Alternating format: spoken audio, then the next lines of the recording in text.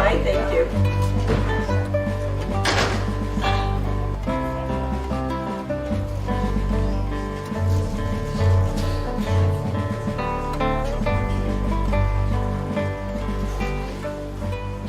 Okay, welcome. Today, as you know, you are here. I'm sorry about the room confusion, but you are here to join us for the Community Forum on services for seniors with disabilities living in Lexington. What are the resources and what are the options? It's actually the spring forum. Spring started yesterday. I'm sorry about the rain and the cold weather. I did wear flowers to sort of encourage the spring feeling.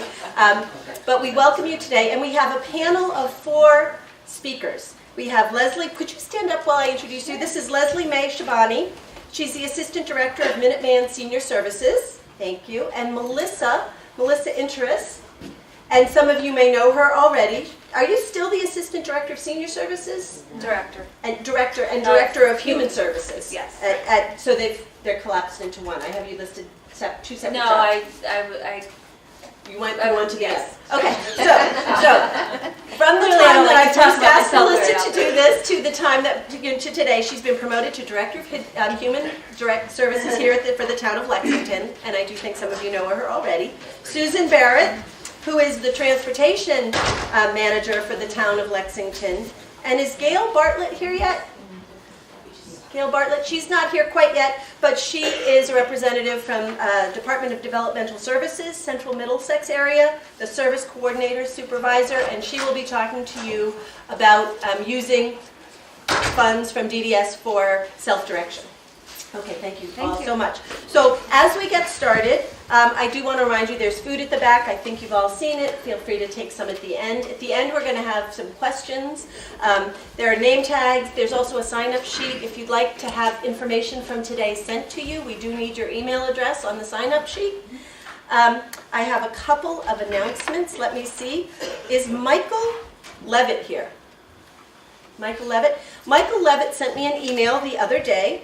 And I'll read this now and I'll remind you at the end, but he's from the Lexington Lions Club, and he just wants me to remind you that the Lexington Lions Club has wheelchairs, walkers, canes, and other items available to residents. You just need to email him or go on their website. So I have that information if that's of interest to anyone. Some of you joined us for our fall forum, and I just want to say that this forum is held and hosted by the ARC of Massachusetts in conjunction with the Dana Home Foundation. So for those of you who live in Lexington, you probably know that the Dana Home was a home for senior citizens in Lexington throughout the 1900s. But then when it became toward the end of the 1900s, the 2000s, when it became possible for senior citizens to age in place, to age in their homes with support services, there was no longer a need for a live-in residential Dana Home Foundation. So the building was sold, and the money was put into a foundation, and the foundation now supports, every year, it supports a number of, they receive grants, and they give out a number of awards, and the awards focus on the same service. They make sure that they are helping senior citizens age with dignity in their community and in their homes. And so we at the ARC of Massachusetts were very fortunate to receive one of those grants. This is our 2nd year in a row. And what we've done, we've partnered with the Dana Home Project to bring services to adults with disabilities living in the town of Lexington. And when I say adults, when I say seniors with disabilities, we really stretched the definition. We started around 50 years old and up. And then this year we dropped the age a little bit to 45. And so we have a number of folks who are working specifically with families who have adult children age 45 and older who have a disability. Just helping them get connected to the community, maybe future plan, come up with ideas about that. And so we have in the back row, there's a back row here, and if you want to just turn around, we have, the ARC of Massachusetts has what we call support brokers.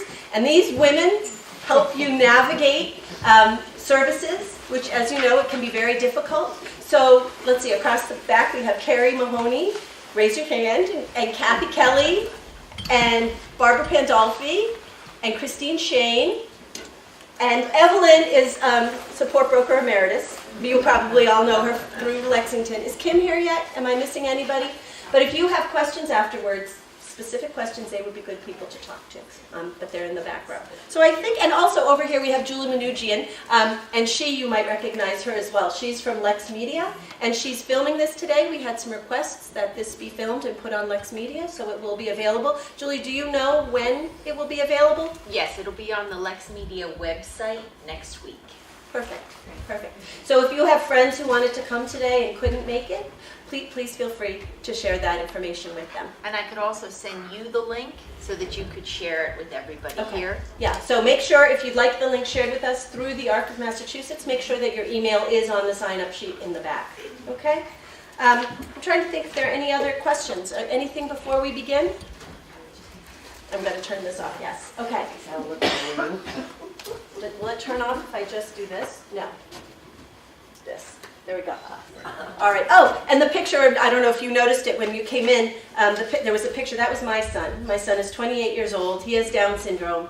He lives at home. But the picture, and that's one of my favorite pictures. He's standing in front of the Supreme Court because that, to me, the connection is very real. And yesterday was World Down Syndrome Day, so I just thought I would take advantage of the day and put his picture up here as we got started. But now here's Leslie May-Chibani. Do you say Chuck or Chibani? From... Okay. Can you all hear up here, by the way? Everything's fine in the back? Okay, great. All right, well, thank you all so much for having me today. I am with Minuteman Senior Services, and we are one of the 26 aging service access points across the state. And our network of services has been around for about 40 plus years, and it was really a grassroots effort from just regular folks in the community wanting a different path rather than struggling at home or going into a nursing home. And so the folks in Massachusetts, we have a long tradition of, starting new governments. So that's what they did. They put an effort forward saying that we wanted something that was more structured. So our services are administered under the Executive Office of Elderly Affairs at the state level.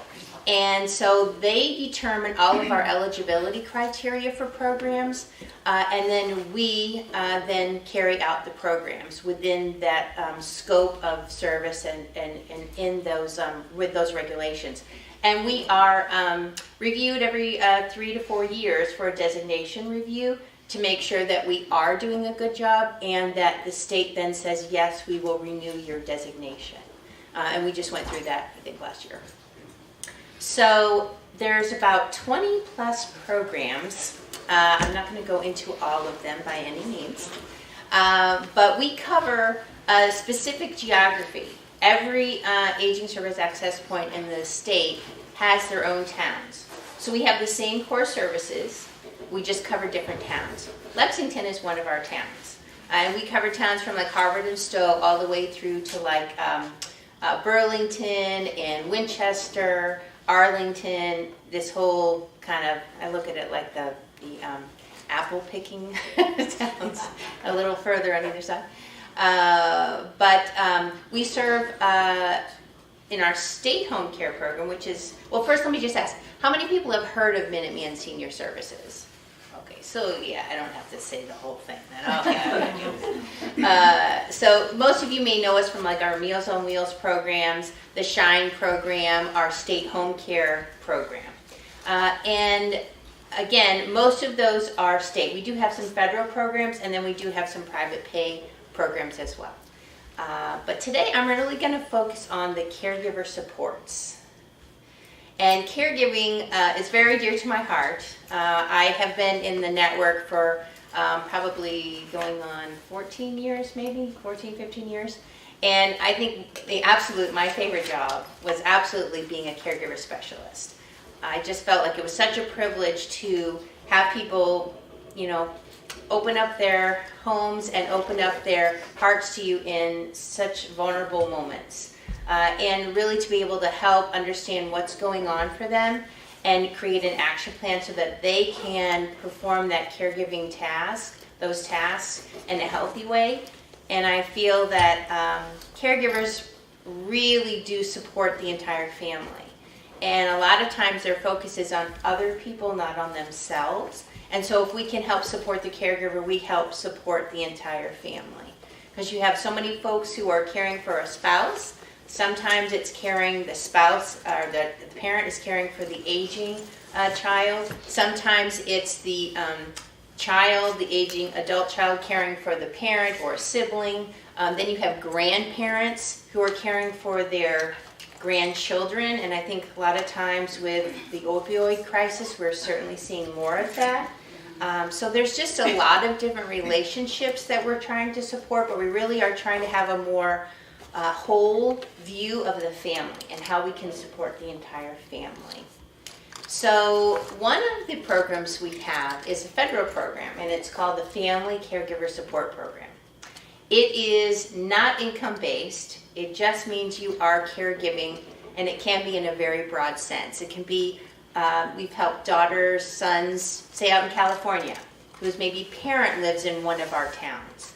And so it's very hard, to be helping someone, your parent, you're trying your best, but you have work, you have your own family out there, and you're trying to support someone out here. So the caregiver specialist will talk to you on the phone in that case. If they come to visit, a lot of times the caregiver specialist will make a time to meet with them in the home and really start understanding how they can best create a plan to really look at not only the person they're caring for, but also the caregiver's needs. Because a lot of times you need regular respite. Sometimes you'll need more information on a specific illness or disease. Maybe it's that you need some help with the financial planning, and we can get you resources to elder law attorneys to help with that, so that you can try to figure out how best to use the resources you have. A lot of times it's, do we add on to our home? Do we now go into assisted living? What can we do? And then sometimes it's really about how do I do this while I'm also caring for my children, while I'm also working? Or in a situation where maybe the caregiver needs to think about succession planning. If it's the parent caring for the older child, the adult child, and they're feeling like, for emergency planning, I need to think about who's going to be caring for them if I'm not here. And I think that's one of the things that we always try to talk about with anyone who's in that caregiver role. What happens if you're not there, right? What happens? And so we try to really work at who's in your circle, how can we increase those supports, how can we get you connected to professionals. And I just want you to think about looking at Minuteman as one of those potential partners for you. This is something that we do every day, and we will certainly work with folks in crisis, and that happens all the time. But really our big push is to try to help people think about these things before there's a crisis. It's just easier on you, right? If you're in the hospital or you are in the waiting room for somebody in the hospital, there's so much going on emotionally. You're worried about that. You're trying to understand medically what's happening. And then you also have to then figure out, what are the services I'm eligible for? How am I going to do this? How do I take off work? How do I make all this happen? You can do that. People do it. We work with you. But it's just easier if you already know what services exist, if you have made some connections to professionals, and you don't have to do all that legwork up front at the same time. So we really encourage you to come to, we have an agency overview about every couple of months. You're welcome to come to that. You're also welcome to just call the information referral line.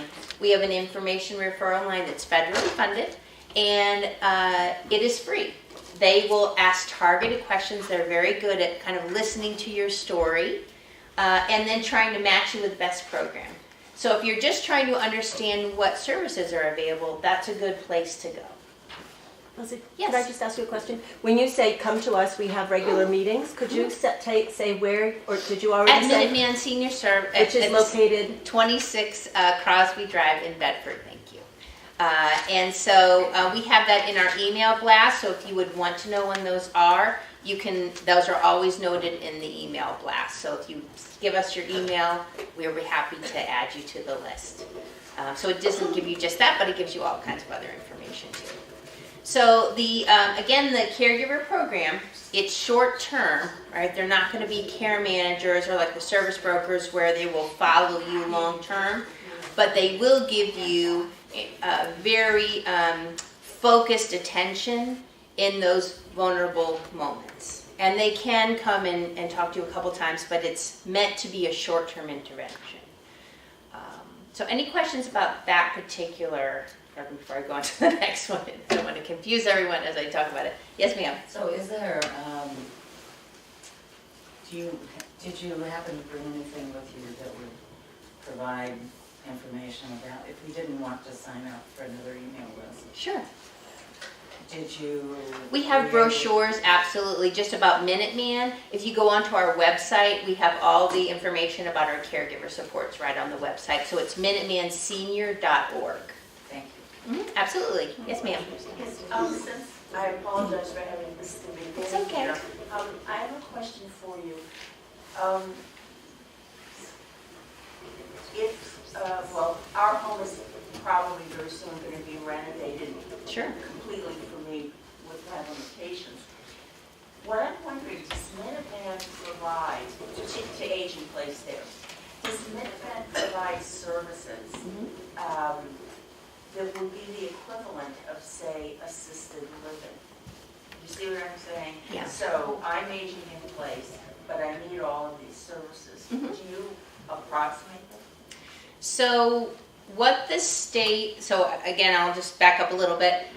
We are under the Executive Office of Elder Affairs. They set the criteria, the eligibility criteria for all our programs, and then we administer them under their guidance, under their regulations. So under the state home care program, there are 3 criteria for eligibility. It's age, kind of functioning levels, and then your income. So if you are eligible for that, then you will receive a care manager at Minuteman who will coordinate services, sort of like the service broker, right? We must, by law, we cannot have direct service. So the state wants a wall there so that you have a conflict-free assessment of need. So that we can't say, oh, we're going to pad this and say you need all this because now we're going to pay our homemaker to go out and do all that, right? So they want a wall there. So we subcontract out all of the direct in-home care to a provider network, and we have about 70 different providers. They have criteria that, again, the state sets, and they have to meet, and we will contract with them. So if you're eligible for certain programs, yes, you can have a homemaker in your home who will help you with the laundry and the cleaning, meal preparation, grocery shopping. It can be medication reminders. It can be all of the bathing assistance, things like that. So it really can provide a lot of support, but again, depending on what program you're eligible for, there's different levels of care. And that is exactly why folks in the community, they wanted that option rather than just going to a nursing home or struggling at home, on your own. Right. And I think really with the family shift, we have such a demographic shift where it used to be, everybody lived in the same town. You had your aunts, your uncles, your grandparents, your nieces, your nephews, everybody around. So you had sort of this enormous network of support, informal support. And some people still have that, but most people don't, right? Families are spread out all over the country and even all over the world. So it's really about thinking about how can we help support each other in different ways. Even with like healthcare proxies, that might be something that a neighbor doesn't think about, but that really may be exactly what that person may need because they don't have anyone. We've had a number of situations like that. So we just have to kind of think about this differently and how we can help support each other in the community. So yes, there is potential for there. You just have to just kind of know what program you're eligible for, and that's why I think calling the information referral specialist, they will walk you through it and they will help you with understanding what you would be eligible for and what you wouldn't be. Yeah, that was exactly it. Yeah. Thank you. Sure. Yes, ma'am. I have time now to do things to help other people. My husband, Fabulous. I used to do a lot for him, but he's not alive any longer, so I have time. And I thought I would try to do Meals on Wheels. We would love to have you. As a Well, I volunteer. tried to sign up for it and I haven't heard a thing. Okay, well, if you give me your information, I can talk to our HR director. She's the one who starts the process with our volunteers, and I can try to find out where it is. Are there But we other- absolutely need it. We can't run that program without volunteers, believe me. Besides that, is there other things that people can sign up to do? Absolutely. We have our Shine program. That's a volunteer-based program, and I mean, the dedication that people have shown, they go through about 50 hours of training to understand the Medicare benefit. It's unbelievable. Our money manager volunteers, they help folks in the home who maybe need help organizing and paying bills every month, but it really helps stabilize your situation. If you have, making sure that all your utilities, your rent, your mortgage, whatever is paid, it's an enormous support. And they can also help even with a budget, so that could be something as well. And then we have an urgent need for our ombudsman program. We run an ombudsman program under the state so that you have a advocate in the nursing home. We do not, it's all volunteers, and they will go to the nursing home and make visits weekly and check in with residents to see if there's any issues. And then they will bring that to the administration of the nursing home to try to work that out. But that program is an absolute great need for that as well. Kristen Malone is the program manager for that. So yes, I'm happy to talk with you afterwards about that, but we would absolutely love to have you. Yes, ma'am. Hi, I'm Shine Counselor. Fabulous. Yes. I have a client come to talk to me. Mhm. She need home care. Yes. Okay, she is a senior Mm-hmm. and she is low income. Mm-hmm. Okay, the problem, I told her, if she need home care, she need to go to Minuteman. Yes. But she told me she did. Okay. But the access point, someone come to see her, ask her to raise her hand, she can, her problem, she can raise her hand, but Okay. her finger, she cannot comb her hair, she Okay. cannot wash, and they deny. And she comes to So see me, she There's, says, like I said, the state has certain criteria, but I'm happy to talk about her situation, her particular situation with you separately to see what we can do. Okay. But the state sets the criteria, so if she's not eligible for that, she can always appeal. There's always a right to appeal a decision.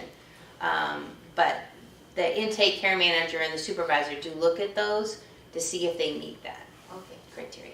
Yes. So can you all hear me? So last year, I mentioned that we support adults with disabilities in the town of Lexington. And last year, Leslie was very helpful helping to set something up for one of the young men one of the men we were working with. So I was wondering if you could talk a little bit about that as well. So what I was sharing, I think with Carrie earlier, is that I've been kind of learning a lot more about the developmental and intellectual disability community. And one of the things when I went out to kind of visit with different folks was understanding that there's a real need to and a desire to create opportunities for gaining employment. And so one of the things that we've done with our supportive housing building in Drake Village is to have one of the gentlemen gain some volunteer experience as a companion. We have a care manager there at the Drake Village. And so he's really been doing a great job of supporting all types of different activities with the folks who live in the Drake Village Housing Authority building and gaining some experience. And my hope is that, then he can be applying for a work an employment position at one of the home care agencies. So we're kind of starting to see how we can maybe create a more formal situation and really start kind of working on those types of things. And that's, I think, one of the efforts that I really see is that we want to encourage you to not only think of the services in the, through DDS and the ARCs that I think a lot of you know a lot about and are very familiar with, but in your situations as you're aging, there are services that you can connect with to increase your supports through Minuteman Senior Services. So the caregiving program is one, the healthy living program is another one. We have healthy living evidence-based classes for caregivers to support a healthy living, a healthy caregiving frame, as also with your own illnesses that you might be having to deal with. There's chronic disease self-management classes that really allow you to really start focusing on what kind of behavioral changes, lifestyle changes you need to make. And Lexington, we're doing a collaboration with Lexington Community Center to have the Powerful Tools for Caregiver class here, and that's been kind of a joint effort to really provide those communication tools, boundary setting tools for family caregivers so that they're providing this care without depleting themselves. So there's a lot happening, and I hope that you will just look on our website or give us a call. Yes, Carrie? I just had a question about that. Healthy living, is that available to just people who Everybody. aren't 18 caregivers? plus. Okay. 18 plus. So that'd be nice for individuals themselves who Absolutely. have disabilities and Absolutely. are kind of living in different situations. Absolutely. Great, thanks. All right, thank you very much. All right, thank you, Leslie.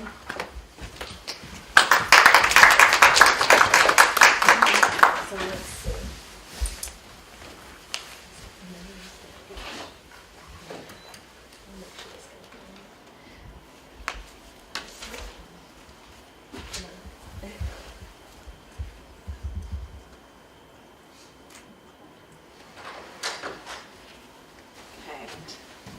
Waiting for the magic to happen here. That's coming on. It's warming up. Oh, it's Yeah, warming a up. bit, Okay. Yeah. Great.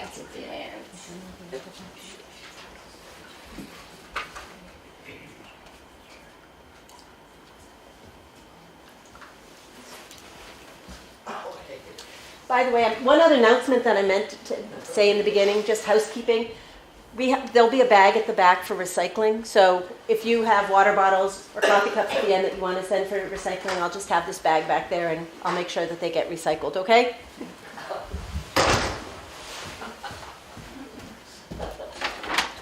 This bag. Save the planet.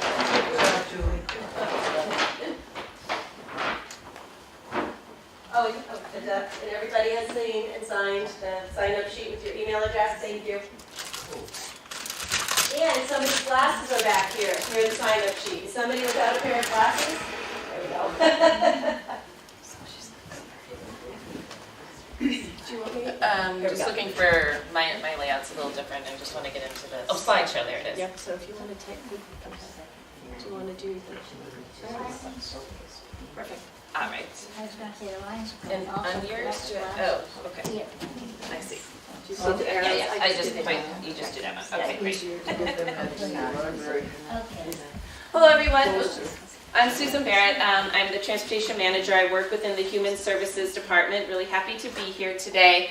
So I'm going to talk about the transportation services that currently exist within our community. It's definitely focused on Lexington. But if you're come or you serve people in other areas, maybe some of what I'm sharing can hopefully be of use to you in that way as well. Let's see here. Good. Okay. I thought what I'd talk about is kind of two main buckets: fixed route services and then other. So the other I had initially named door to door, and then I realized, well, they're not all door to door. Some of them are more curb to curb. Some are door to door, and some might get you through the door. So I'll talk about that as we move on. And one of the things that I want to mention too, and you may already know this, the town is working on its comprehensive plan. Are you all familiar with that? And that is truly comprehensive. The town is looking at updating its plan. It's accounting for housing, it's accounting for transportation, economic development, and more. So that's ongoing. We've had a transit study, which is still ongoing, which you may have heard about. And also we have the age-friendly planning that Melissa is leading with Hamali Shah. All of that will kind of work in concert with each other. We hope for all those efforts to be coordinated. And I'm mentioning this just because this is what we have now. Maybe in the future, maybe we'll have some different services. So, but this is what we have now, what I'm going to talk about.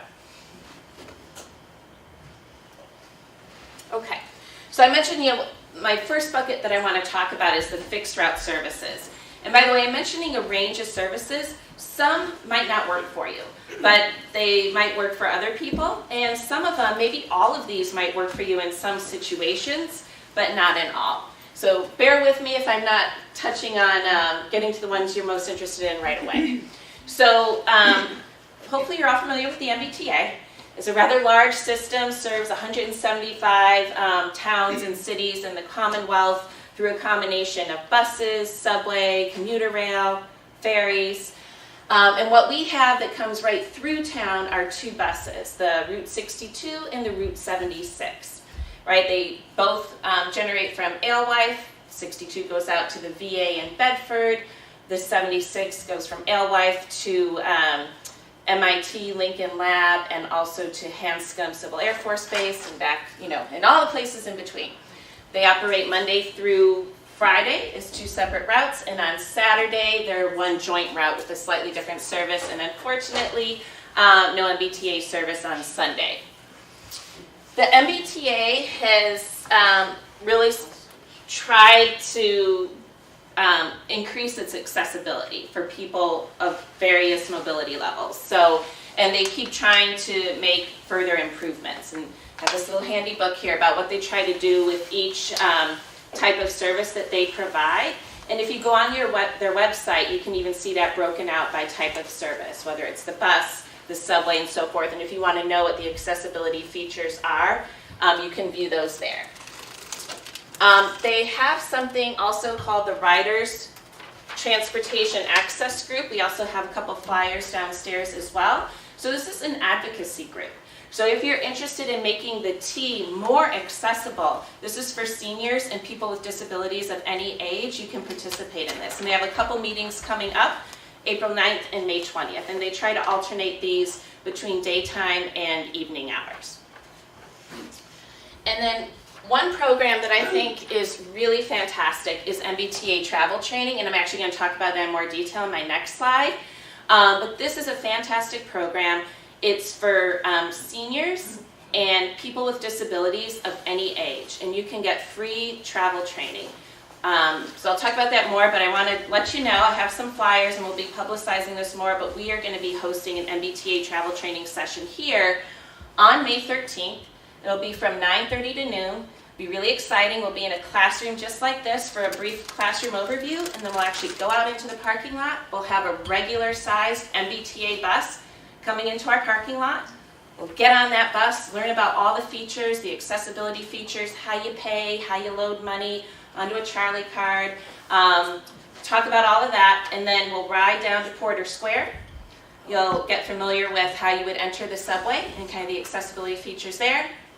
Maybe take a little break in Porter Square, come back, board the bus, back to the community center. So if that's of interest to you or anyone else you know who's a senior or someone with a disability of any age, we encourage you to sign up.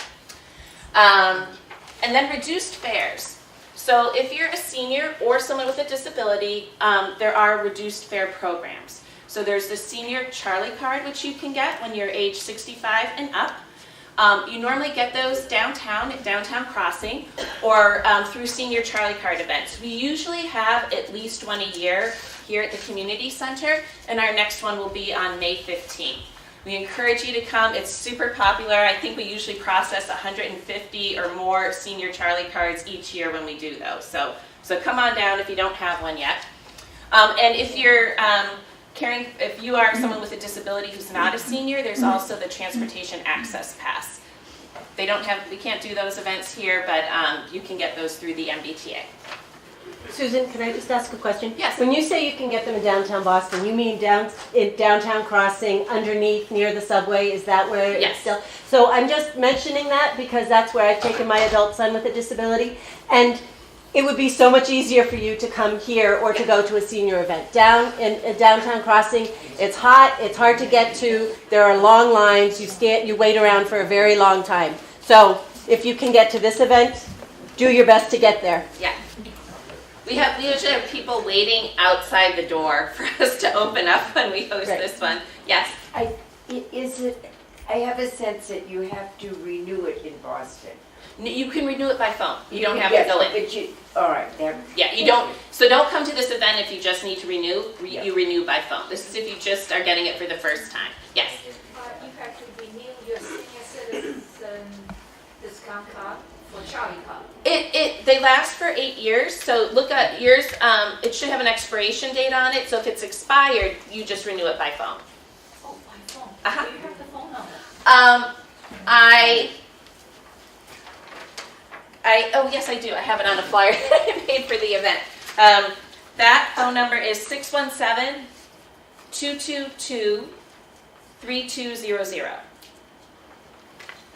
Yeah. Yes. Back here. Two questions. That's strictly for seniors. I work The with. senior Charlie card? Yeah. Well, for the train. Oh no, the training. No, the training is for seniors or people with disabilities of any age. So even if you're working with youth, yes. Yeah. Mm-hmm. And I'll talk more about the training options. So even if you work with other people, I can show you some of those other options. But I think there was a question up here. No, it wasn't. I wanted to comment that you already passed by the ride and No, I'm starting with the fixed route services first, and then I'm going to go on to the ride. Yes. I'm trying to renew by phone. This is maybe 1 or 2 years ago, and it didn't work. So it's better to come here when they hold a session. Well, but the thing is, we can't renew them for you. The only thing we can do is issue new ones. We can't renew them. So I would call the number, and if you have any problems, I mean, I can connect with our, I would try again. And if you have any problems, you're welcome to take my card, and I'll see if I can talk to someone about it. But we can't renew them. We can only issue the new ones. Oh, I meant that when you held one of their sessions, when the T came here and did a sign up, I was able to renew them.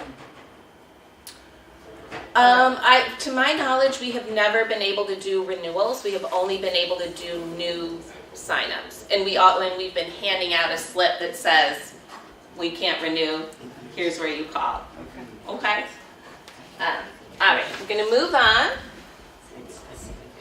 So I did want to talk a little bit more about the travel training. If the particular travel training session that we're offering on May 15th doesn't work for you, know that there are other options. So there's an option where they just host regular classes at their own facility. And so you can schedule one of those. They do small group trainings as well. So if you happen to work for a facility, a school, or somewhere, and you want to host your own travel training, you can organize that. You can do that. They also do, I think this is phenomenal, they do individual travel training.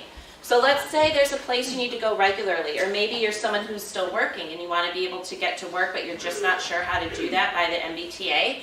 They can actually come meet you at your home, take you on that trip, ride with you, and ride back. And one of the reasons they do this is there's so many assets there that the MBTA has. They want to make sure that people can utilize them. And if you are able to utilize them, it gives you more freedom, and it's also a lower cost. So I have some information there, but I also have these referral forms for the MBTA travel training if you want to take them with you. Okay. So also sticking with the whole bucket of fixed route services, locally in Lexington, we also have the LexPress Bus. So this service has been operating since 1979. And when I say it's fixed routes, these are the routes that we have, and the buses only travel on these routes. LexPress Bus, if you're familiar and you've taken with the MBTA bus, you stand at a bus stop sign. LexPress is different. You can get on or off anywhere along the route, and you just wave to signal you want to get on. The bus will pull over, let you on. To get off, you just pull the cord, or you just tell the driver, and he'll let you off. These are wheelchair accessible. They have a ramp. With a lift, it holds 1,000 pounds. It exceeds the dimensions needed by the ADA requirements. So if you have a scooter or if you're someone who uses a wheelchair, you can use the bus if it works for you. We have room for 2 wheelchairs at a time in each bus.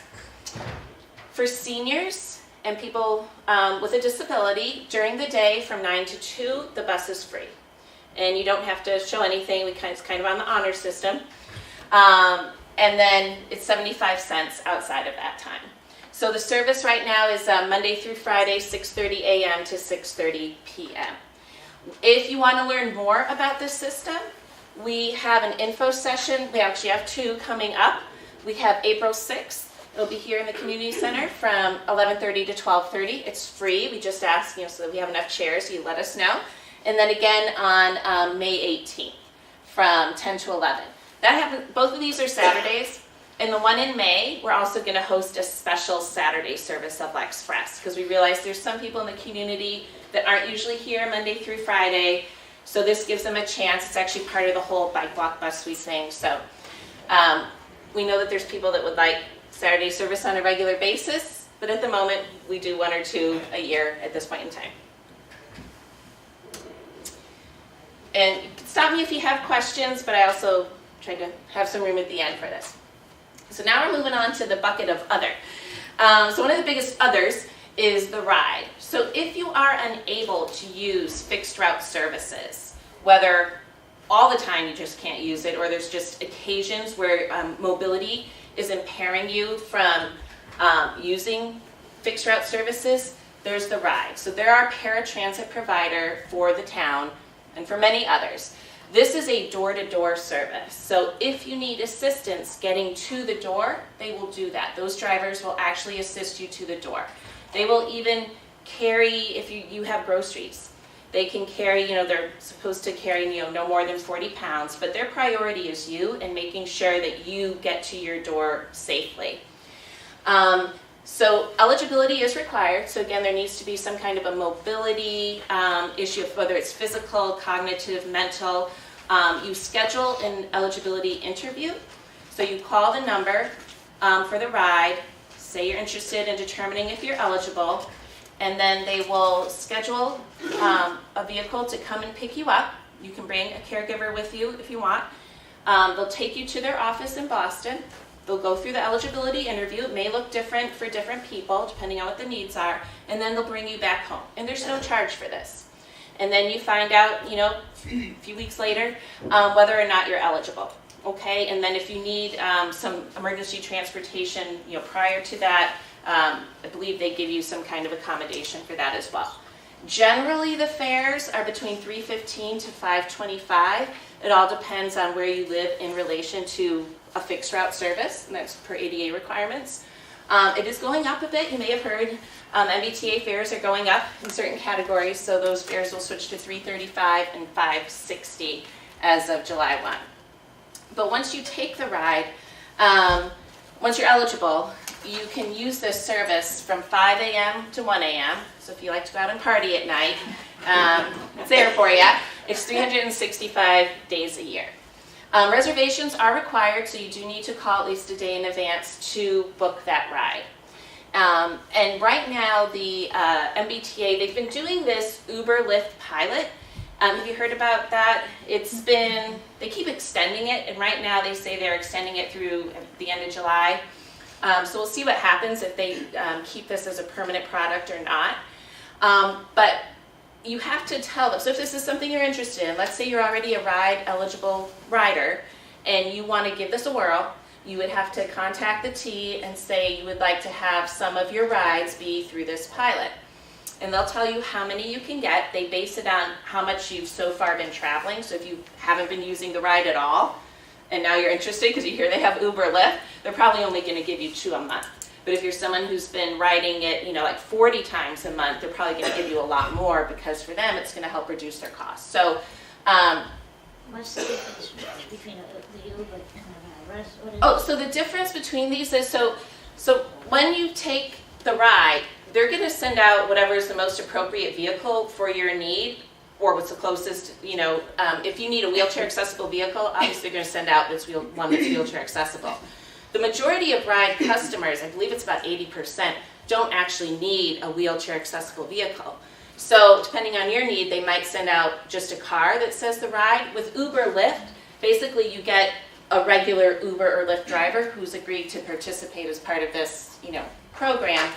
And it works the same way. Either you request these rides via the app, or you can actually call. The MBTA has kind of like a concierge service through the ride, where if you say you don't have the app, you can call and they'll send out a Lyft driver. And it reduces the cost to you. Right now you pay the first $2 of the ride, the MBTA pays the next $40, and then you pay, if there's any additional, you pay the additional after that. So. On the Uber Lyft option, would they also help carry groceries in and stuff like that and get you to the door, or is that just driving? That is just driving. Yeah, that is just driving. So, and that's a really good question. I think I want to double check that, but I'm 99.9% certain that this is definitely just truly Uber Lyft. So that also means that this is more curb to curb the way Uber Lyft works. So it's really just using Uber Lyft, but there are some people that's really what they need, is they just need to get closer to where they're going. Susan, quick question. Yes. First of all, we have about 5 more minutes. Oh. But also, is there help installing the app on your phone and learning how to use it? Yes, there's a couple things for that. So one, you can come talk to us anytime you want. So we've done that. Sometimes people just come to the counter and we help them out. But we also have a group of teens that will help with technology. And so just check our program guide for that. But also we really appreciate, there's a group in town called Lexington at Home. They are for seniors who are trying to age in place, and they help each other, but they've been leading some workshops for us. Okay, so thank you. That's really great. And we have one of those coming up as well. And I'll try to talk quickly. So that's the number for ride eligibility, and I can flash this later if you like. Can we make your PowerPoint available to people who left us their email address? Oh, absolutely. Okay. We have Lex Connect. Lex Connect is a taxi program. This was something the town started in 2013. It is a taxi program. It's non-accessible, but if you're able to get in and out of a town car, this could work for your purposes. It's for people who are age 60 and up and are Lexington residents, or people under the age of 60 who have a disability, but again, keeping in mind that it's a non-accessible vehicle. The hours are Monday through Friday, 9 to 5, or Saturday and Sunday, 8 to 8. You do schedule these rides ahead of time. You schedule them through Checker Cab. You first have to fill out a very simple application. We just check to make sure you can get in and out of a town car on your own. And we also make sure you're a Lexington resident. And then you pay with vouchers. And the vouchers are going to cost you they all cost $5. You can have up to 12 vouchers a month. And rides within Lexington cost you 1 voucher each way, so $5 each way. These towns surrounding Lexington cost you $10 each way. So 2 vouchers each way, and then these more outlying towns cost you 3 vouchers each way, so $15 each way. There's Fish of Lexington. I think this is a phenomenal program. It's been around since 1972. It's Lexington residents helping other Lexington residents. It's a volunteer driving program. So these are volunteers driving in their own cars, and they are driving you to medical appointments only. So the car you get is the car that the driver has. When you call to book this appointment, they ask that you call 2 days in advance, but they'll ask you about your particular needs. So if there is a wheelchair, tell them. Or if you have a walker, tell them. And they'll try to get the most appropriate volunteering car for your particular need. And this can be, it's kind of up to the volunteer and you what you work out. They might just kind of drop you there at the medical appointment. They might stay with you. So that can be worked out through that process. So, and if you're someone capable of driving, they are looking for volunteers. Yes? I volunteered for that and haven't heard a thing about it. Oh, they haven't gotten back in touch with you. That's right. Well, I'll also take your information and pass it on. I'm really surprised because I know they're looking for more drivers. I also think it's a great way to build community. I've had some wonderful chats driving because I drive for Fish on my day off. I think it's great. Uber and Lyft. So we have a workshop. If you want to know more about this, you can always talk to us. In Human Services, we'll help you as much as we can. The traditional way of using Uber and Lyft is you get an app. You can't make a phone call, right? You have to use an app, so you have to have a smartphone, and you load it your credit card information on here, and then anytime you take a ride, press a button, car comes to you, it'll tell you which car you're looking for.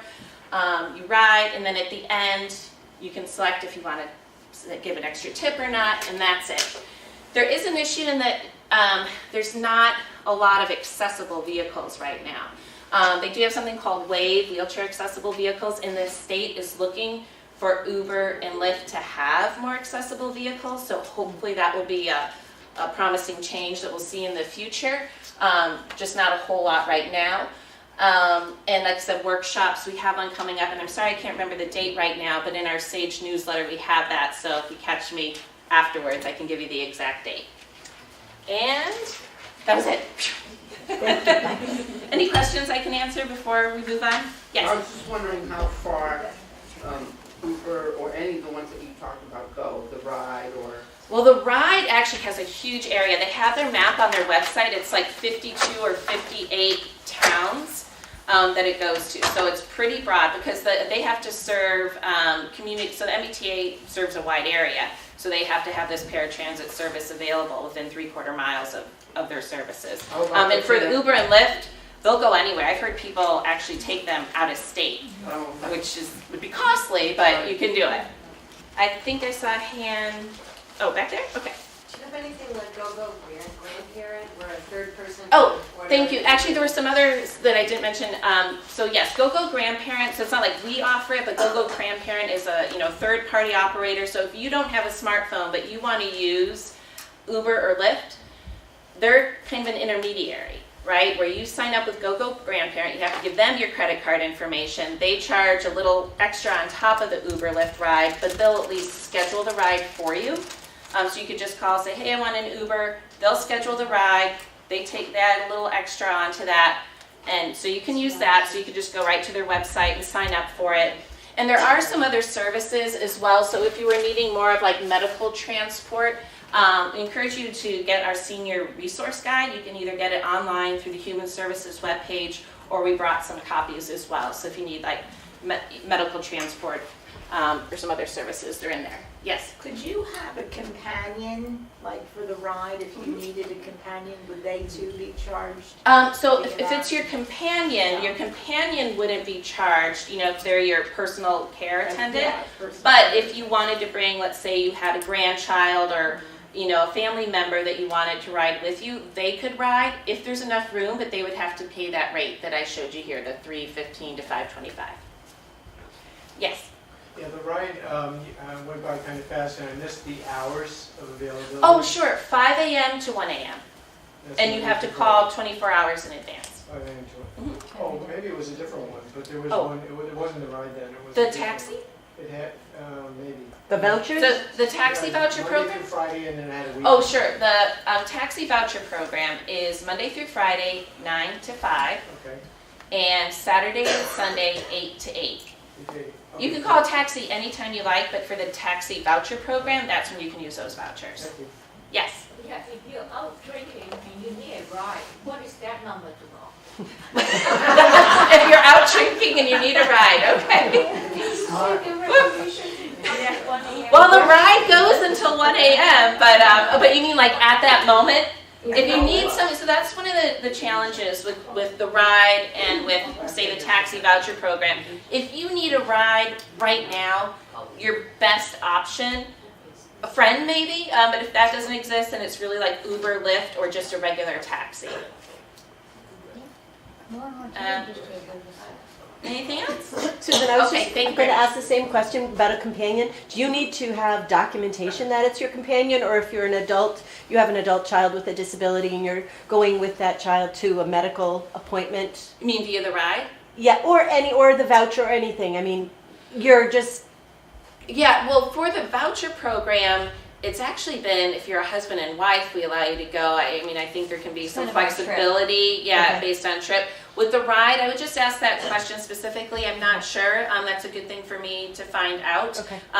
If you need a card, usually people get like a personal care attendant card, so it'd be interesting about the parents. I'll see if I can find out for you. Okay. Thank you. Mm-hmm. All right, thank you. Thank you so much. Okay, and our next speaker, Gail, to put you on the spot, this is Gail Bartlett, and she is from the DDS, the Department of Developmental Services, Central Middlesex Area Service Coordinator Supervisor. Yes. And she's going to talk to you a little bit about using funds, self-direction. So, Okay, thank you. welcome. I'll take off my coat. And just set up a little bit. I don't have a very lovely PowerPoint, so you're just going to have me. I'm hoping that I can be animated enough and interesting enough that that you won't fall asleep or miss the fact that there's no PowerPoint. Well, thank you for letting me be able to share with you what I believe to be some really exciting support programs that the Department of Developmental Services has put together.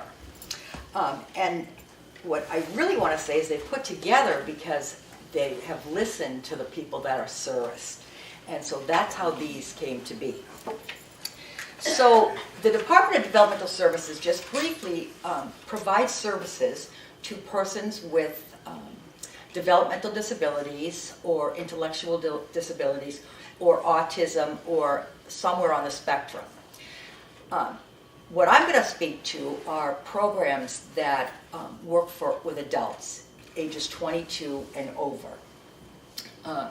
So the first thing what a person has to do as an adult is to make sure that they are qualified for the Department of Developmental Services, and that's where a person will fill out an application and meet the eligibility requirements. If they're a little child and they're already in 688 or all the other programs, they don't need to qualify for this. But as an adult, if you're new to the service, you want to take and reach out to DDS, and they will walk you through the whole entire program eligibility and assign you to an area, such as where I am, or let you know who to take and call.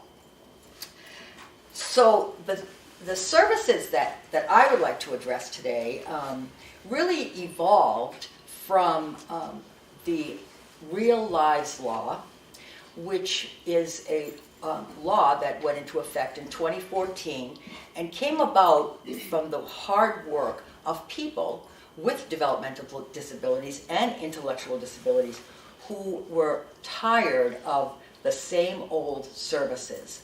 What they wanted were services that met their needs and that were more creative, more independent, and more autonomous instead of the regular old services.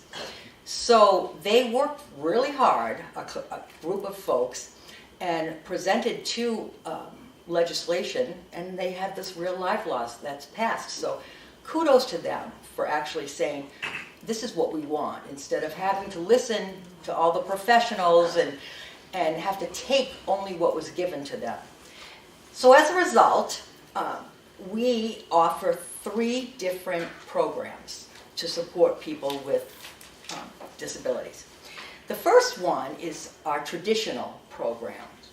And traditional programs are where a person will be referred to an existing human service provider, and that human service provider will meet the needs of the person. Perhaps they need some residential setting, perhaps they need a day program or a work setting, or maybe they just need some supports in their home at night.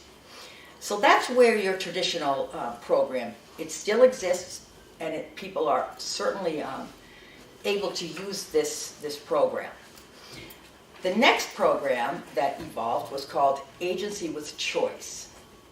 And we use acronyms, but Agency with Choice is basically a co-employment model, meaning a person who wants some services will be provided a list of folks, human service agencies, that participate in Agency with Choice. And they can meet with them, they can interview them, they can figure out where it is that this the comfort level is. Once they become attached with one another, the services or the employment of staff and people to support you come from the agency. So the agency will hire people to meet the needs of the person, and though the staff are the responsibility of the agency. The individual or their family or people that are supporting them will present to the staff what it is that they would like to have provided.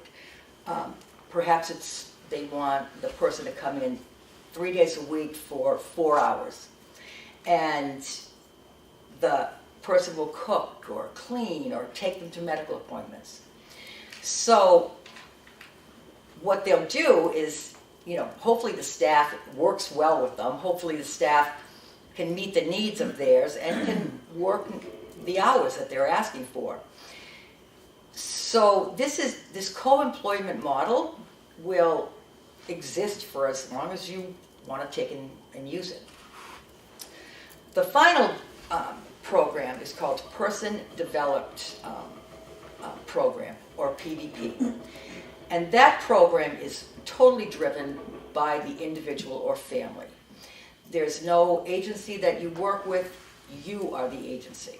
So what you'll do is, along with your person or their family, will figure out what it is that their needs are, what they want to do with their needs, what kind of services they want, and then they will advertise for staff and hire the staff along with the support of a fiscal intermediary, because DDS just can't hand people money.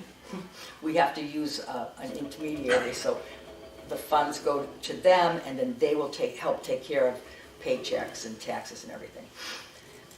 So those are the 3 things right now, to give you a little overview of what they are. But where's this money coming from? And how do you know how much you have? And how are you going to use it? So people have budgets, and when you first decide that you would like to go, traditional is not what you want. You want to go with agency with choice or person-directed programming. You will sit down with your service coordinator, or me, or someone else who's fluent in the programming, and talk about what it is that you see your needs are. What are your goals? How do you really want to use this program? Would you like to have somebody come in and bring you to work and support you for a couple hours while you learn to work, bring you to the library, bring you shopping, just be a companion that will stay in your house with you for a while, or help you with your ADLs, or bring you to a medical appointment? What is it that you would like to see happen? Can you define ADLs for everyone? Sure. ADLs are activities of daily living. Sometimes they can be showering, dressing, cooking, toothbrushing, cleaning your house, just things that we do every day that they've got a name for them, but we just take and do them. So with myself, and I'll just kind of use myself as an example, I will sit with folks and we kind of talk about that. What's your vision? What is it that you would like to take and see? And people will explain, they'll tell me, and from what the conversation is, I can get a sense of, would an agency with choice be a better model for them, or would person-directed programming be better? Now, what's the difference? Agency with choice will hire your staff, will take and do all the work that an agency would do. They would supply the staff to you, and you can just direct them from there. Person-directed, it's all on you. So you, meaning the individual and or their family, would find the staff, would develop a schedule, would set up the rate of pay. Everything that needs to get done needs to come from the agency that you've created. So sometimes that's overwhelming for folks, and they prefer to do the agency with choice. Either way, it's a way for self-direction, because you steer the ship. You're the one that says, this is what I'd like to have happen. Yes? Can a consumer choose a hybrid model of 2 days of agency Yes. with choice? Okay. I'm not sure if they can mix agency with choice or Traditional. And tradition. Yes, they can do that. Yeah. Okay. Yes, they can do that. They can also mix if they Good have. morning. With the owner of a blue Toyota Corolla, Something. license I was getting so scared. 232JV1, please come to the front desk. Again, the owner of a blue Toyota Corolla, license 232JV1, please come to the front desk.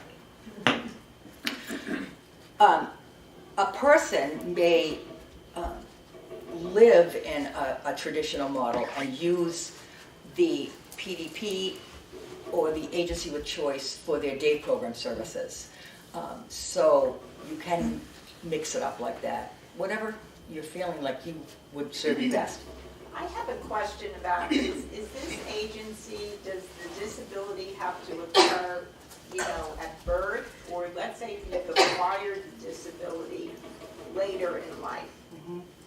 Is DDS, Department Yeah. of Developmental Developmental disabilities. I mean, so I'm just sort of wondering, is this a congenital disability or an acquired disability? That, let's say if you're 45 years old and you Right. acquire a disability, is this an agency that they could turn to? Basically, what the department does is works with folks who acquired or had the disability from birth or before age 22. May I ask a follow-up Yes, question? Of course. So, Carrie did a number of workshops with older caregivers throughout Massachusetts last year, and there were families that we met. The parents were probably in their 70s or 80s, and they had children in their 40s or 50s, and they've just been caring for them at home, doing it all.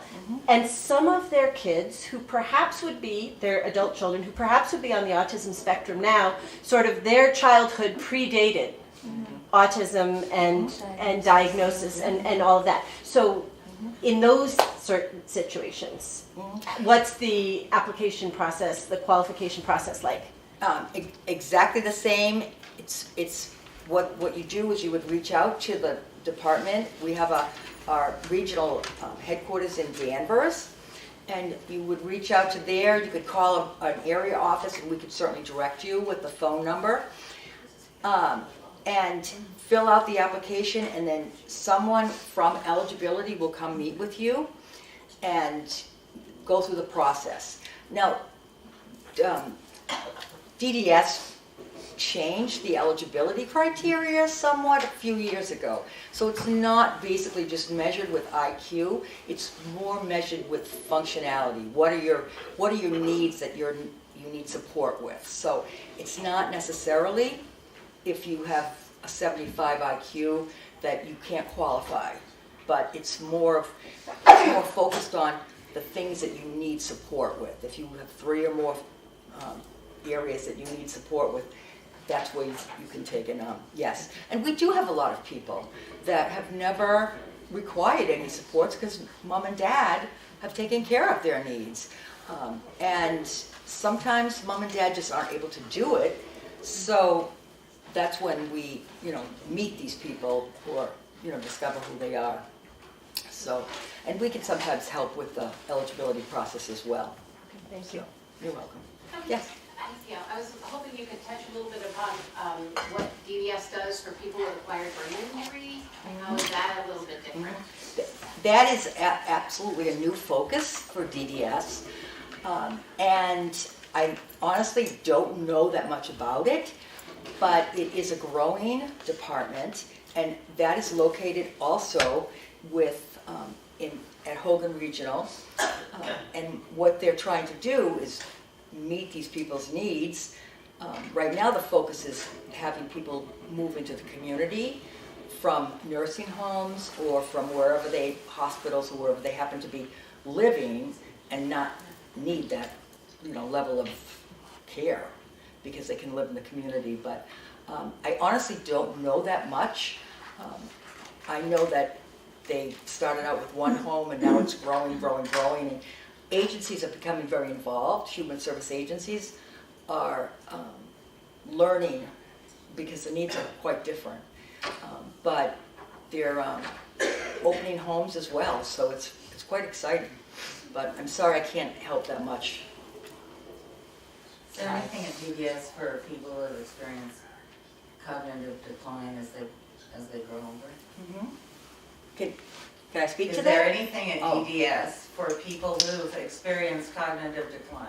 Well, actually, it's another service that we're learning about because we are experiencing people are aging in our system, and we want to be able to support folks, and we want to be able to support them in their home so that they don't have to leave.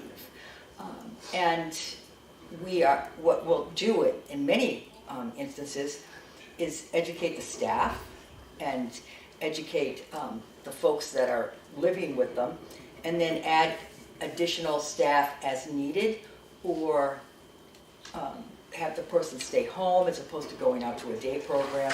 So it's an area that is new, again, because people are aging, that we could use some more learning about, but we basically we just try to increase the staff. So that's for people who are already in the system? Mm-hmm. Or people that live at home as well.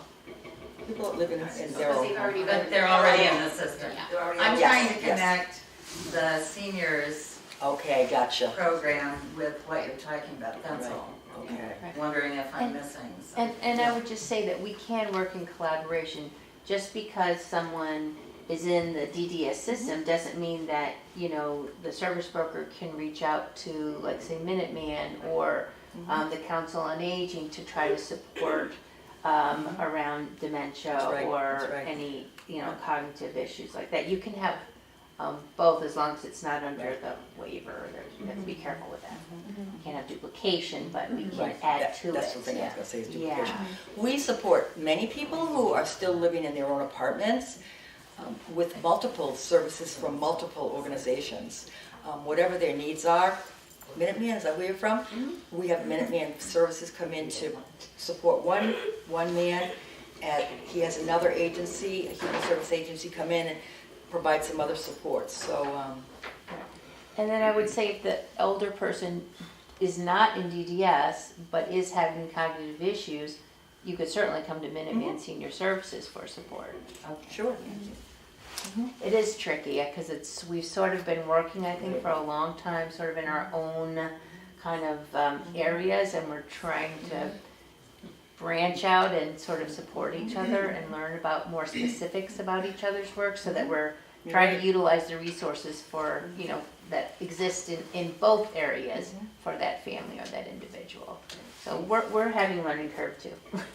I've spoken a lot to Minuteman to ask what their services were and how we could apply them to different situations. So, does that help a little bit? It clarifies things. Okay. All right. All right. I'm trying to think of where I was. I was with budgets. How long do I have? About 5 minutes. 5 minutes. I didn't pay attention when you started, but you have 15 to 20 minutes in all. All right. All right. What I'm going to do then is people will discuss the goals and whatnot, and then the service coordinator will bring the situation back to admin, discuss the person, what their needs are, and then we can determine what a budget is the type of budget that we can assign, and that's the money that people have to work with. You can work with that basically to hire your staff, to figure out what it is that your staff is going to be paid, what their job description is, what they're going to take and do, their schedule. You can also pay for transportation. When I was listening to your thing, I thought, We pay for Uber for some folks. I shouldn't say we pay for it. People with within the PDP program utilize their funds to pay for the Uber program and the ride, and just make things work for them. Back in the day, you couldn't do that. Traditional services wouldn't really allow that. So it's made, person-directed and agency with choice has allowed some creativity and allowed the services to be more unique and individualized for what it is that you're wanting, as opposed to just taking what's there and then you're kind of out of luck. But I'm trying to think if there's any. Does anybody have any questions? Because I could probably fill in some questions as well. Can you address, services that DDS provides for families who are older and they're still caring for their loved ones who are now adults and worried about future when they're not there anymore? Can you talk about how DDS can be helpful there? Well, one of the things that we can take and do is provide some supports in the home while the person still lives at home.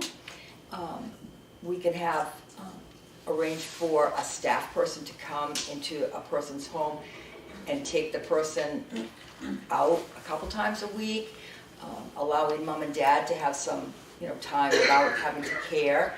We can ask that person to, well, it depends on the needs. That person can stay in the home and help out with some activities of daily living, maybe feeding a person if that's what one of the situations is, dressing them. So there are services that we could help with, so that it makes life at home a little bit easier for the parents. Sometimes parents aren't able to lift anymore or move people around, and rather than them getting hurt, they perhaps could qualify for a PCA, for a personal care attendant, which helps out. They could possibly have a person that, through PDP or agency with choice, come in and support them every morning from 6 to 9, if that's what is needed. So there are programs. That depends on the need, Carrie, on what people it is that people really want, and sometimes we kind of have to pry it out of folks because they've done it their whole lives, and it's very difficult to say, oh, well, this is what we can do, and you have to be sensitive to that as well. Is it income dependent? No. Basically what it is just if you're eligible for DDS, you can be served. And it's yearly paperwork, yearly application? No. Okay. Eligibility is once you're in the system, you're No, in the but system. I mean specifying the services that you want. Well, things may change over time. You may not like the way things worked out. So you have that, right to change it because you're driving the program. So if you don't want to pay for transportation anymore, as long as you have your eye on the budget, then you can figure out what it is that you want. If you want to hire more staff, you want to hire staff at a lower rate so that you know that you could give them a raise, which is always pretty nice. That's a way you can use your funds too. Sure. Can you talk a little bit more about the budget? How do you come up with that budget so people will know what they've got to work? Well, the budget's, of course, based on what it is that DDS has in their funds, but we have a collection of funds that we try to make sure is in place.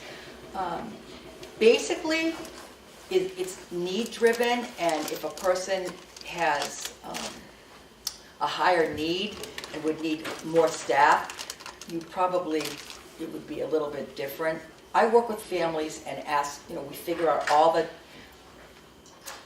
what the costs will be. and we kind of do different scenarios. If you want 20 hours of staff, you want to pay them $10 an hour, and you have a $20,000 budget, this is what we can take and use. Or do you want to pay them $15 an hour, or do you want to pay $17 and get a higher quality people that may stay a little bit longer? So basically, it's determined on the person, and $20,000 or $23,000 was a budget for one woman who had her daughter stay home with her and didn't want her daughter going anywhere else. She wanted her to be living at home with her, but she needed support because she couldn't, move her about anymore. So that's how that was determined. But it's pretty individualized. And there's not a formula we use. We just kind of focus on the needs and discuss that from there. What happens when parents are no longer alive? If they have been taking care of a disabled child, have you had that experience? What do you do in a situation like that? One of the things we try to do is have a conversation before something happens, which may be a little bit difficult, but necessary. And very often, parents have their plans of their own. Maybe siblings will be responsible or another family member. But if those people aren't in place, then DDS will find a place for them, or put them in an apartment if that's what it is that they're able to do and want to do, or match them up with a residence that has some vacancies and that matches the folks, so that they would, be certainly cared for. I'm just going to jump in. At the beginning, we talked about this being a program in conjunction with the ARC of Massachusetts and the Dana Home Foundation. But the ARC of Massachusetts does have a program available called Support Brokers. There's a row of them back there. And one of the things that they do is facilitate those conversations in families and bring the families together. And they may be difficult conversations between parents and the other children, but when you've got a support broker there are ways to talk about passing the baton and how the baton will be passed that sort of, it's more comfortable. And Carrie over here in the green shirt is the director of that program. And I've actually worked with Carrie, and we've worked with a gentleman and his family. So I feel like I should have just talked about DDS because in the many services and not just necessarily the three services that I mentioned, the traditional and the agency with choice and the PDP, because there's a lot more that we could have probably touched on. But do you have your cards with you? I do. I have many cards, so I can certainly leave some here. Yeah, I'm not sure if you want to direct this question, but it seems to me that maybe a few years ago, 5 years ago, the town announced a program to have people register that might need help in the event of some fairly overwhelming event, like let's say a pandemic or who knows, martial law these days, who knows? or a very heavy snowfall, like we had a couple years ago. So, and so there was a list, I think, and then there were people who could volunteer to help out citizens. Do you know any? Well, actually, that might be a nice segue to our next speaker, but thank you so much, Gail. I'll pass out some cards, or I'll leave them in the back, and please take them. And thank you. Thank you very much. Thank you. And I'm going to jump on what you just said. So this is Melissa Interess. I don't know if you've ever met her, but she is the Director of Human Services for the town of Lexington. So she's batting cleanup to just kind of tie together the three speakers that you heard up to this point. And so she'll be able to answer those questions. So thank you, Melissa. Yes, thank you.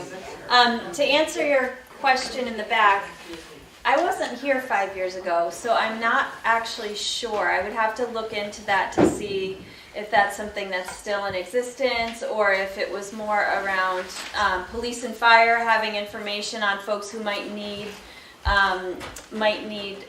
response immediately in the case of a weather event or something like that, because we do maintain some of those lists, but I don't know of one where there was like a sign up where you could volunteer to go help out a neighbor or something like that. I'm not aware of a structured program like that, so I'd have to look into it. If you have any additional information, maybe we can talk afterwards, if you recall, so I kind of know where to look for that.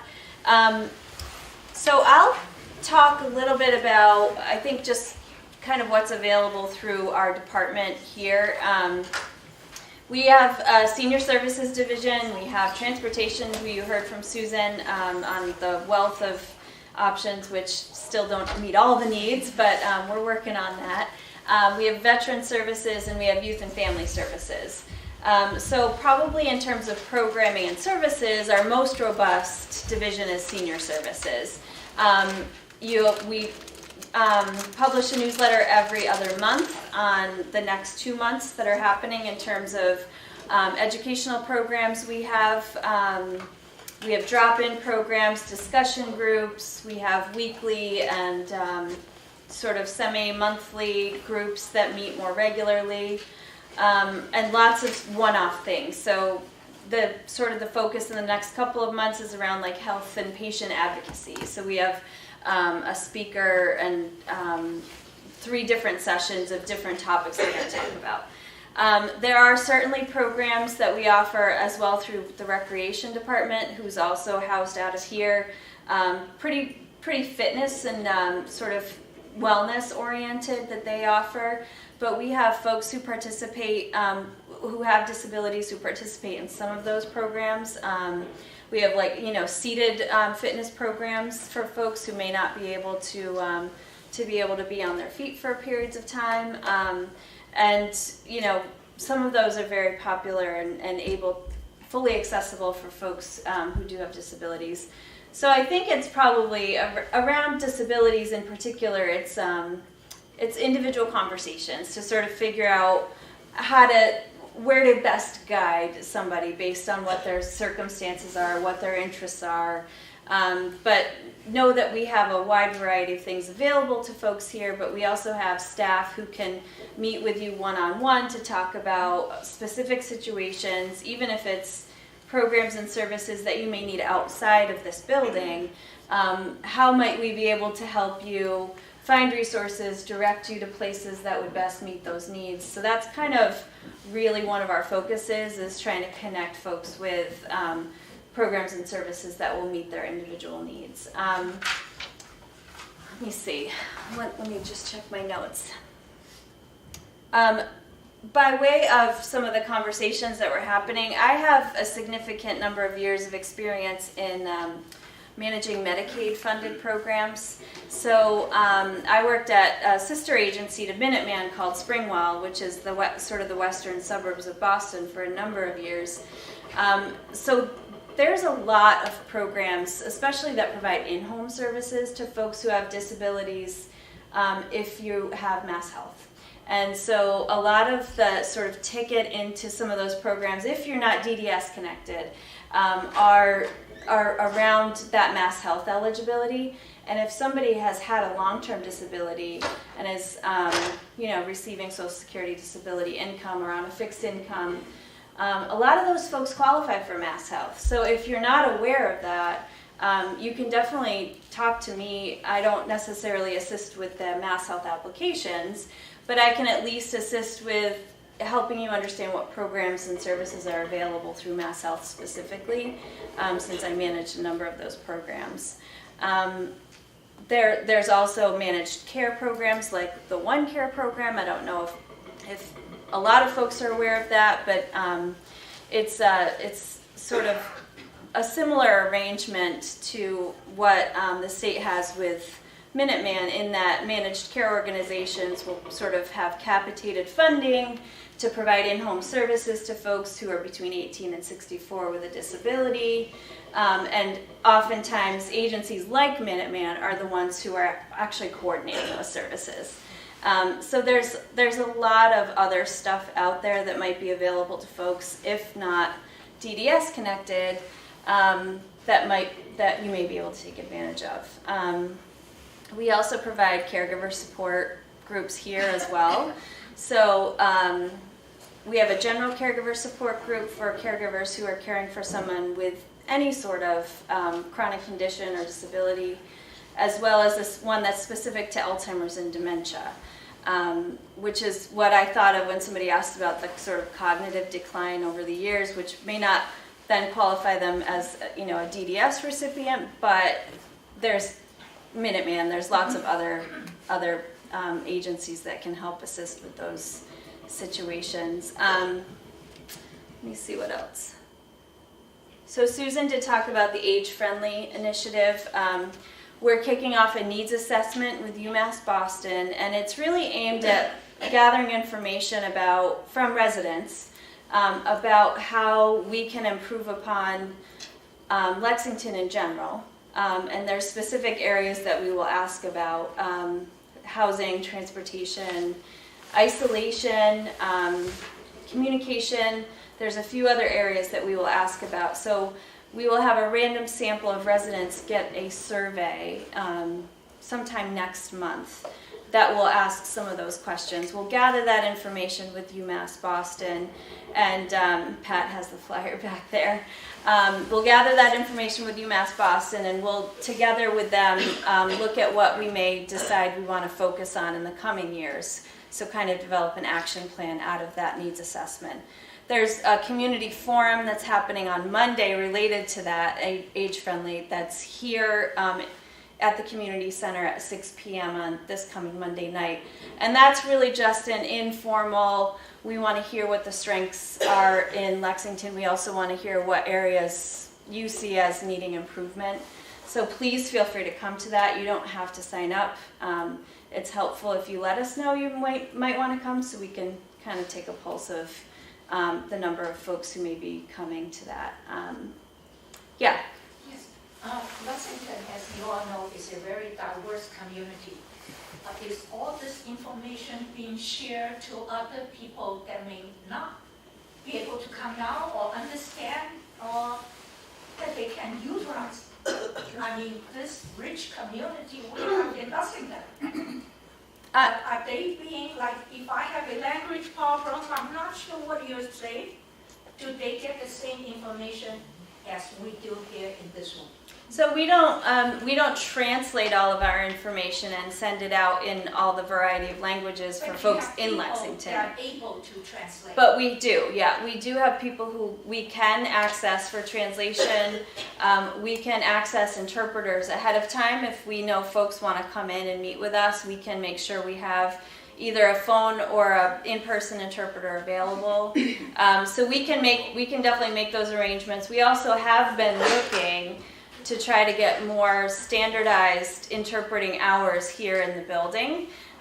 We haven't been able to find somebody yet, but we're hoping that we could get just some like office hours for specifically for Mandarin speaking no, folks. I'm not just because I look Chinese. I'm more thinking about. Oh no, that's not what I'm saying.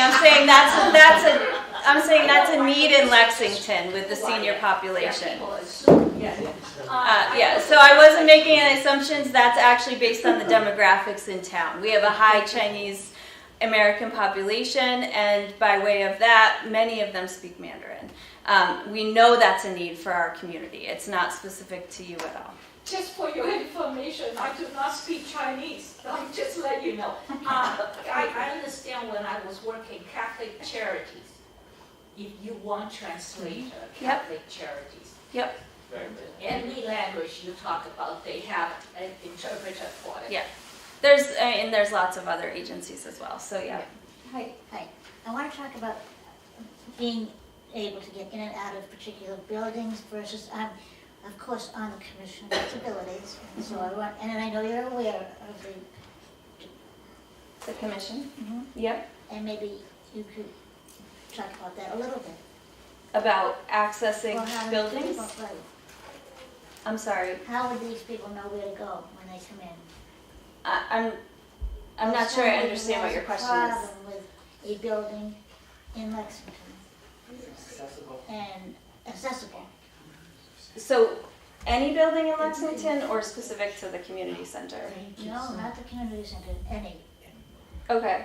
doctors, dentists, lawyers, I don't know. Yeah, so now the commission is working on that. So the Commission on Disabilities in Lexington works with residents who have identified a particular issue, and they try to work with some of the service providers, the retailers, building owners in town to provide recommendations about accessibility. So if there is a building that's not accessible, a dentist's office, for instance, the commission will assist with that collaboration between the two parties to make recommendations about what those modifications should be. I don't know if that's sort of addressing Is the your commission's question. phone number on the Lexington Community Center website? I don't think it's on the community center website. They have their own page on the town website. Okay. So it's the Commission on Disability, and they're a town-sponsored board or committee. Thank So you. they have a charge and they have appointments of members and that sort of thing. Thank you. Yeah. Have you actually been able to get business owners to take low-cost, let's say, steps to make their establishments wheelchair accessible? I think some have been receptive and have been responsive. I don't know what the success rate is because I don't sit on the commission. The building inspector. The building inspector sends, first there's a letter received, and then the building inspector is the person who looks at it and, makes things happen. So Julie's saying that the building inspector works with the commission to work through some of those ADA, some of the ADA requirements and that sort of thing. I don't know enough about it to speak to it. I'm not on the commission. What commission are we speaking of? The Commission on Disability in town. So they're a town entity. Is that the successor to the enablement committee? I don't know. Is there still an enablement? I don't believe there's still. Is there an enablement? No, it used to be. It is. Is it the successor to the enablement? Yes. Yeah, Julie says yes. Got it. I want to spread the word, and I'm not a public speaker. Thank you, Julie. Thanks. It's helpful to have you. Yeah. Yeah, I find that very, very helpful. Yeah. Talking about the disabilities Absolutely. and everything. If the town owns the house, the housing authority, and the town, sorry, picking on Lexington, but as good as Lexington is, it's not perfect. There are issues. But can you tell Melissa your job and the capacity that you work? I'm a program manager. I work with, actually live in a house with adults with developmental disabilities, intellectual disability. Okay. I don't want to say the name of the agency. I do not want to say the house. But if the town owns the house and the town is not doing their job, then what do we do as a service provider? Mm-hmm. Because if it's directly related to the structure of the home, having to do with handicap accessibility, Mm-hmm. what do you do? So the town doesn't own the housing authority. Okay. I just want to be clear on that. The town does not own the housing authority. Okay. The housing authority board is connected to the town, and I'm sure there's some funding stuff that I'm not really on top of. But the housing authority isn't a department, so to speak, of the town. The town doesn't own that entity. It's a sort of a separate entity. But we work together. So I would say if there are ADA requirements or things, adjustments, adaptations that need to be made that aren't being made based on the needs of the people living in the home, as the homeowner or as the landlord, so to speak, has there been like official complaints filed or any of that sort of stuff? Yeah, more than once. I think you could probably get the Commission on Disability involved, at least as a resource and an assistance in terms of guiding you in the right direction for what the next steps would be. I think that might be a good next step to bring it to the Commission. I don't want to provide any specific advice. Sure, no, I find that very, I appreciate the woman in the front. But I do know that there's also like the, trying to think of MCAD, Mass Commission Against Discrimination. There's some other things related to disabilities that are at the state level that could also potentially get involved if there should be accommodations made that aren't being made. So I think it depends on the specific situation. I don't want to say. Yeah, Karen. I just also wanted to suggest the independent living centers that are, Yes. can go into communities and help monitor accessibility and that sort of thing. Yes. And I believe Lexington is covered through the Boston Boston Center. Center. Yep. Now, who owns those houses? The housing authority owns the properties that they manage typically, although they do also have a partnership with LexHab to manage properties that LexHab owns. So it's kind of confusing, to be honest with you. I don't know, I can't adequately speak to those relationships and sort of how they come about, but I do know that the housing authority actually owns many of the properties that they manage, yeah. But they are not Lexington. They're not sort of town-owned, town-run. There is a relationship there between us and the housing authority, but we don't directly oversee them from a town perspective. They're a separate entity. Who makes up their mind? Federal funding and state funding, yeah. That's something we also, we do something. Yeah, it's HUD and state. And so there's a lottery. Yeah. And to fill the slots that are available. And so not necessarily Lexington people are going to get those slots. That's the question. Yeah, so there's state and there's federal funding. And what else did you say, Pat, for the benefit of everybody else? It's, I was going to say, there are different kinds of housing, public housing, or if you will, or assisted housing here in Lexington. And LexHab is one of those where there is a lottery. Yep. And if you apply for housing, there's a lottery. So somebody, if there's an opening that occurs here in Lexington, it's not necessarily a Lexington resident who's going to get that. Yeah. So it could be somebody coming in from Arlington or someplace else. Yeah. Is there criteria though? There are different criteria that I'm not aware of. Right. And it's similar with the housing authority that they have a wait list. They prioritize Lexington residents. They prioritize seniors. They prioritize people who may be technically homeless. And it's a little bit, it's hard to speak to exactly how they choose people off the list to then move in. Typically, it's the first person on the list. But if somebody was in need of housing because they were homeless, they may go to the top of the list. So it's not an area that we're in to be able to speak to that well. But we're hoping actually to have a housing panel in the next couple of months at our Council on Aging board meeting that will bring in some of those providers from the Housing Authority and LexHab to maybe be able to answer some of those questions and speak more eloquently to it. Other questions? Pat, do you have a comment? Just something that I kind of stumbled on.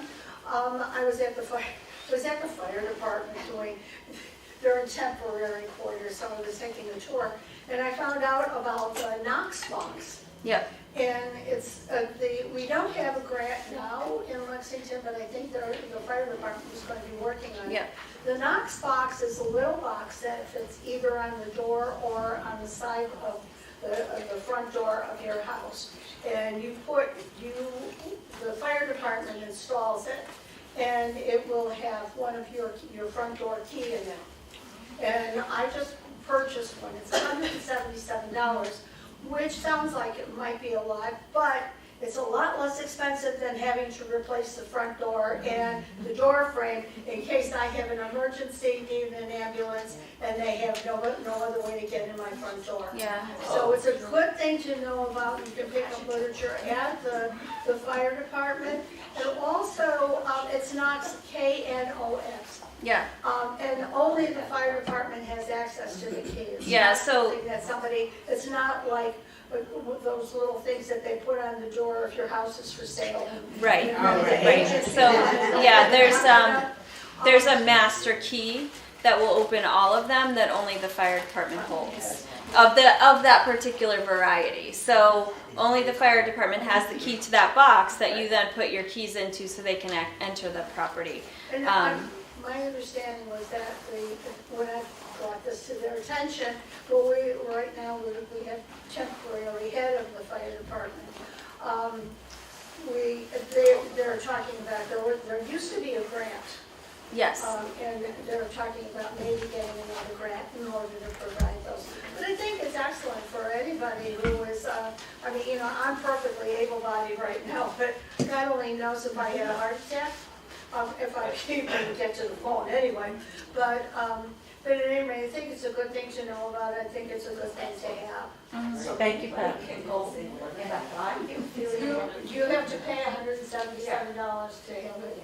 And I think that they were talking about trying to access a Dana Home grant to pay for some that would be free for certain members if they met criteria, for residents if they met financial criteria. I'm not sure what they decided might be. I think they had that program. A program at one time, but it expired. Yeah. Other questions? Yeah. I just wondered if you ever had a workshop on mental health disabilities. We've had some mental health focused workshops. We haven't, at least since I've been here, we haven't had one specific to specific diagnoses. So if there's something that you're interested in and want to provide some suggestions, we take those all the time. We're always sort of developing things based on what we've heard might be in demand at any given time. So we absolutely would be interested if there was something more specific. We've had sort of general mental health and depression and isolation, Like but TMH. yeah, but we haven't. I don't know that since I've been here we've had anything like on schizophrenia or. Leslie, do you offer anything of that sort? We have joined with on the forum around suicide prevention that Lexington is doing. We're also in another couple of different communities. We've started a coalition to address depression awareness and suicide prevention. So we do offer some evidence-based training on, it's for lay folks, it's called Question, Persuade, Refer. And it's an evidence-based training to really support building awareness on mental health, specifically depression symptoms, but to really prevent suicide. So we've kind of taken some of those types of activities. We have a staff person who's also trained to be a trainer in that as well. That's one of the things we'll be doing more of in the coming years, but that's really pretty specific to suicide prevention. Yeah, Carrie. So I just wanted to also suggest connecting with NAMI. That's Yep. the National Alliance Yep. for Mental Illness. Yep.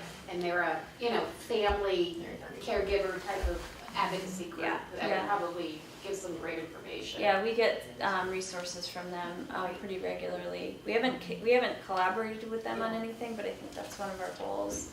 Pat? That's another one of the issues to bring up on Monday at 6 o'clock. You're at the community center, they'll be talking about age-friendly Lexington. Thanks, Pat. Age-friendly what? Age-friendly. So Lexington for all ages is kind of how we've positioned that.